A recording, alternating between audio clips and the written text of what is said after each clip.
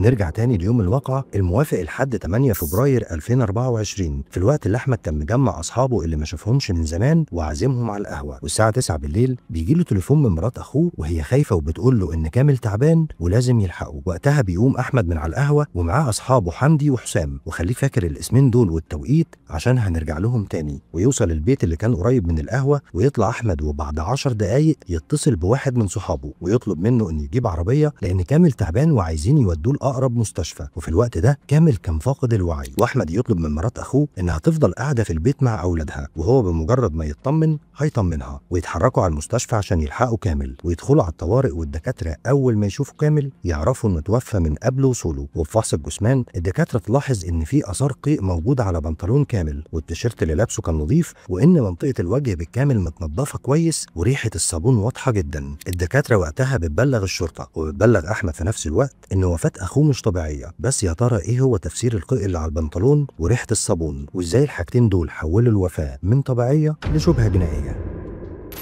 الشرطة بتوصل للمستشفى ويبدأوا فحص الجثمان اللي بشكل مبدئي واضح انه فعلا الوفاة مش طبيعية، وده بسبب آثار خنق موجودة حوالين الرقبة، ده غير خيط رفيع موجود حوالين الرقبة بلون مختلف عن لون التيشيرت اللي كان لابسه كامل، وده بالإضافة للقيء اللي على البنطلون والتيشيرت النظيف وريحة الصابون. بس كل الحاجات دي كانت مجرد شكوك سواء من الدكاترة أو من الشرطة، لأنه وارد يكون كامل تقيأ وغسل وشه وغير التيشيرت وهو لسه في وعيه، لكن آثار الخنق هي اللي لسه ملهاش أي تفسير. وقتها الشرطة بتطلب من أحمد وأصحابه إنهم ينتظروا عشان يسألوهم كام سؤال، وفي نفس الوقت يتم نقل الجثمان للطب الشرعي ويبدأوا يسألوا أحمد إيه اللي حصل بالظبط. وأحمد بيحكي لهم من بداية الاتصال اللي جاله من مرات أخوه لحد اللحظة اللي بيتم استجوابه فيها. ولما اتسأل هل كامل كان بيعاني من مشاكل صحية، أحمد بيأكد لهم إن في اليوم ده كان طبيعي، وده لأنه تقريبا معظم اليوم كان موجود مع أحمد لأنهم شغالين مع بعض ومتعودين إنهم بيروحوا كل يوم مع بعض في حدود الساعة 7 المغرب. وفي اليوم ده كامل بيوصل على البيت ويتغدى مع مراته، وبعدها بكام ساعة يدخل عشان ينام، وده الروتين اليومي اللي كامل متعود عليه. ولما الشرطة بتسأل ليه مرات كامل مش موجودة في المستشفى، قال إنها موجودة في البيت لأنها قاعدة مع أولادها الاتنين، لأن صعب تسيبهم لوحدهم. وقتها الشرطة بتأكد لأحمد إن في شبهة جنائية، وإنهم نقلوا جثمان أخوه على الطب الشرعي اللي هيحدد هل فعلا في شبهة جنائية ولا لأ. والشرطة بتلاحظ إن صدمة بتخلي أحمد في حالة صمت، والحين صدور تقرير الطب الشرعي يجي دور أهم سؤال: